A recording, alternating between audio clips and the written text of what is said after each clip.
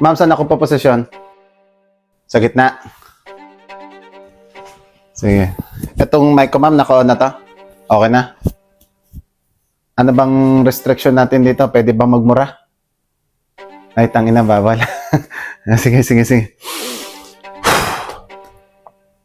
Okay lang ako. Relax ako, relax. Sige. Sandali lang, sandali.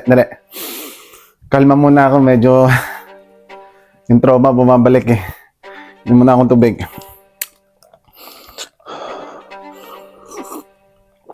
Basta, kung anong mangyari dito, kayo nang bala. Sige. Saan ang camera? Dito, sa gitna.